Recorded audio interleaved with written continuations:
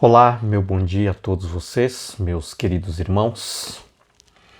Cumprimento a todos com a graça do Senhor Jesus, o amor de Deus o Pai e o Santo e Bom Espírito que esteja com todos nós. Pois é, nesta manhã, hoje, terça-feira, nós temos mais uma lição que nós vamos estudar. Aliás, nós temos aqui hoje, terça-feira, amanhã e quinta, vamos falar em 3 ressurreições no Novo Testamento. Tá? Já quero deixar aqui o meu convite a todos vocês para nós podermos estudarmos juntos, porque certamente é uma mensagem muito importante que Deus quer passar para nós. Tá? Hoje nós vamos estudar no livro de Lucas, capítulo 7, a partir do verso 11, uma ressurreição efetuada por Cristo Jesus. Tá? Mas, queridos, é uma mensagem que só você participando você vai realmente entender a tamanha importância de podermos aprender sobre esse assunto que é tão importante que Jesus quer passar para mim e para você. Eu convido você neste momento a orar comigo. Nós vamos pedir a bênção de Deus para o nosso estudo. Nosso Deus amado, querido nosso Pai, nós temos, ó Pai, uma mensagem que é muito importante para nós, a respeito da ressurreição. E para nós entendermos, nós precisamos da iluminação do Santo Espírito do Senhor. E por isso nós estamos humildemente te pedindo neste momento. Em nome de Jesus. Amém. Pois bem, meus queridos, aqui o capítulo 7 do livro de Lucas conta para nós que em um dado momento da missão de Jesus, aliás, quando Jesus chegou aqui no planeta Terra, tá? Jesus, como nós já estudamos em lições anteriores, ele se encarnou, a sua divindade na humanidade, nasceu como qualquer um de nós nascemos, tá? Do ventre de uma mulher, e então Jesus ele realmente ele sentia tudo aquilo que um ser humano sente, tá? Tudo aquilo que um ser humano passa, Jesus passou e muito mais do que nós, até. Então Jesus sentiu as nossas dores. Queridos, Jesus, depois dos 30 anos de idade, ele começou o seu ministério, ele foi batizado no Rio Jordão e a partir daquele momento ele começou a sua missão como o Messias enviado de Deus, que viria prometido para nos redimir da escravidão do pecado, pagar o preço morrendo por cada um de nós. Tá? Jesus começou a viajar por todos os lugares, das terras de Israel, de Jerusalém, e levando o reino de Deus, pregando o evangelho do reino de Deus. Só, queridos, que o povo de Israel, propriamente os judeus, nesta ocasião, estava tão longe do ideal de Deus, dos princípios de Deus, dos ensinamentos de Deus, da palavra de Deus. Era uma apostasia sem tamanho, sabe? Uma apostasia assim terrível que o povo havia caído nesta apostasia, desviado dos ensinamentos de Deus, tá? Começando pela liderança do templo, pelos sacerdotes, escribas, fariseus, tá? E Jesus, quando ele começa então a visitar as cidades, os vilarejos, né? Os povoados, né? As casas isoladas pela zona rural. Queridos, Jesus se deparou com um sofrimento tão grande do seu povo, o povo tão querido, povo que ele havia tirado da terra do Egito por meio de Moisés, para formar uma nação de um povo totalmente diferente, um povo que deveria ser a atratividade para o mundo, para os pagãos, levando o Evangelho de Deus, salvando para o mundo inteiro, para o reino dos céus. Mas não era isso que tinha acontecido. O povo havia se desviado dos princípios de Deus, dos ensinamentos de Deus, do ideal de Deus, e estava totalmente longe demais, daquilo que Deus sonhou e desejava para o seu povo.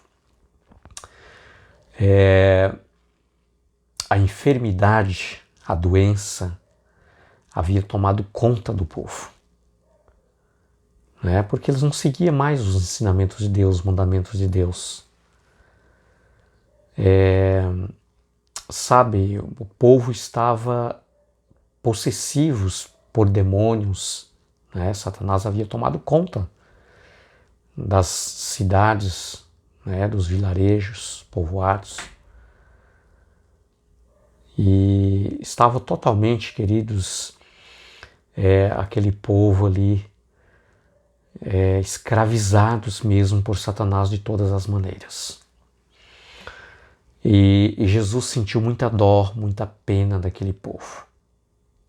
Assim como ele olha para cada um de nós, e quando ele vê a gente longe dos seus ideais, dos seus ensinamentos, sofrendo nas mãos do inimigo, queridos, Jesus, muitas vezes ele chora, quando ele contempla o sofrimento, algo que ele jamais desejou para nenhum dos seus filhos.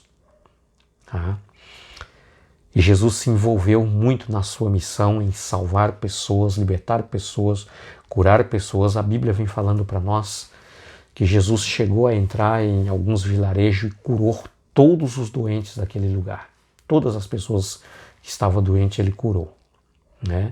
E assim ele foi então conquistando a confiança do povo. Nós encontramos nos evangelhos multidões e multidões, várias multidões seguindo a Jesus, porque eles viram que realmente Cristo Jesus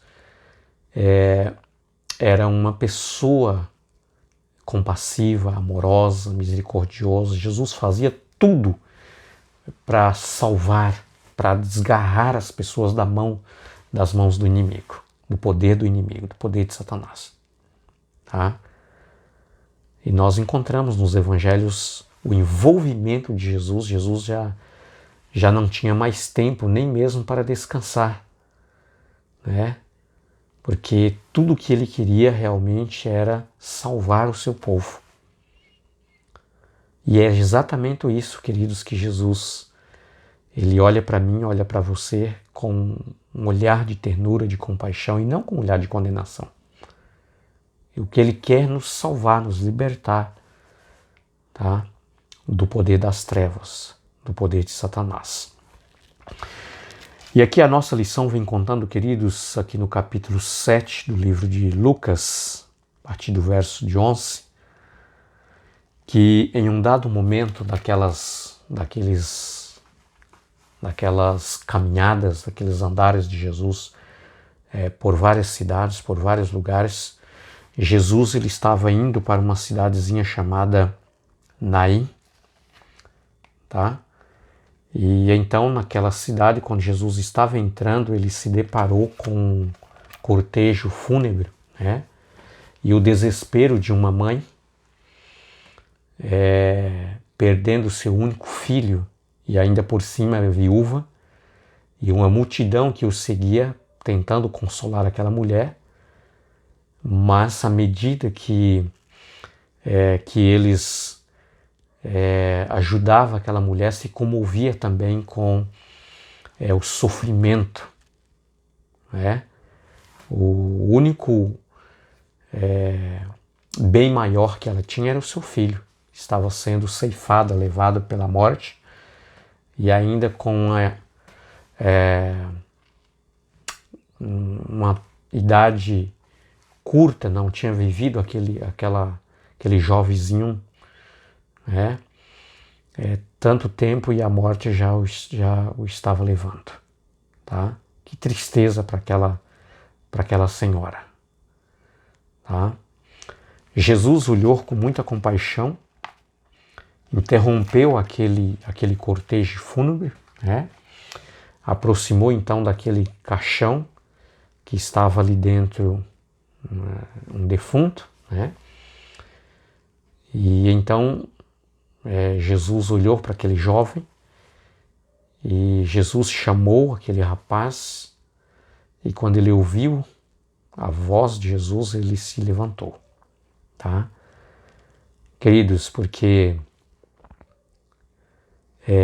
a ordem, a voz de Deus é tão poderosa que nem a morte é capaz de deter quando Jesus o chama, quando Jesus chama a pessoa para levantar, tá? Aquele rapaz, ele levantou, ele ressuscitou, tá? E naquela ocasião, né, naquele tempo, o povo de Deus, chamado povo de Deus, o povo de Israel, havia se desviado tanto dos ensinamentos de Deus e aprofundado tanto na apostasia, queridos, que havia ali desenvolvido uma religião, eu não digo nem que seja uma religião, mas uma seita mesmo, tá? Porque aquilo que eles acreditavam não tinha nenhuma profundidade, não tinha nenhuma base sustentável bíblica, né, dos ensinamentos dados por Deus para o seu povo. Então era uma seita, na verdade, tá? E acreditava que aquela seita, né, os adeptos fiéis daquela seita entre os judeus, que havia se desenvolvido, de que realmente não havia ressurreição. As pessoas, eles não acreditavam na ressurreição, tá? Não só não desacreditavam na ressurreição, como também eles não acreditavam que existia o céu. Não acreditavam no céu. Não acreditavam também em anjos, tá? Por aí você pode notar que realmente era uma seita, porque não tinha base bíblica que sustentava essa crença deles, tá? Mas se você imaginar que parou por aí, não. Ainda eles acreditavam, queridos, muitos deles, e ainda por cima eram líderes, né, do templo, que ministravam ali no templo, tá? Por exemplo, sacerdotes, né? Não todos os sacerdotes, mas havia ali alguns sacerdotes entre eles que eram dessa seita, né? Dos saduceus, que não acreditavam na ressurreição, não acreditavam nos céus, não acreditavam nos anjos, tá?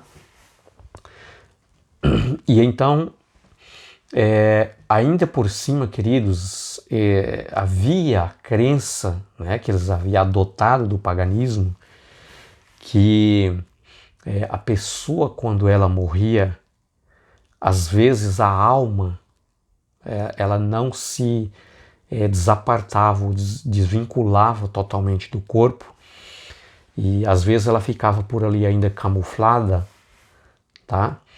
E então esta pessoa aparentemente parece que ela estava totalmente morta, mas não estava semi-morta, né? E durante 3 dias, talvez ali entre os próximos 3 dias, poderia ser que essa alma resolvia, né, voltar a se incorporar de novo no corpo e essa pessoa voltaria à vida. Só depois de 3 dias para frente que ficava totalmente provado que esta pessoa estava morta. Queridos, esse rapaz aqui, o filho desta viúva de Naim, que estava sofrendo, porque além dela perder o seu filho, ela ainda, queridos, sabia que dali para frente a sua vida não seria fácil. Porque além de perder o seu filho, era viúva. Não tinha nenhum amparo. O único amparo que ela tinha era o seu filho, que havia perdido. E o que se esperava para ela dali para frente era um total sofrimento, era fome, né? Porque, enfim, se tornara ele uma mendiga, não é?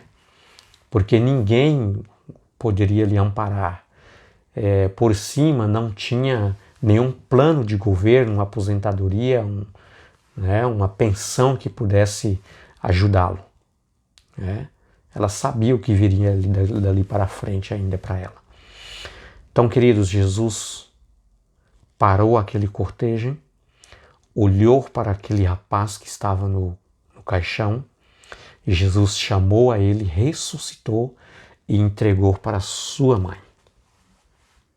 Uma imensa alegria tomou conta naquele momento.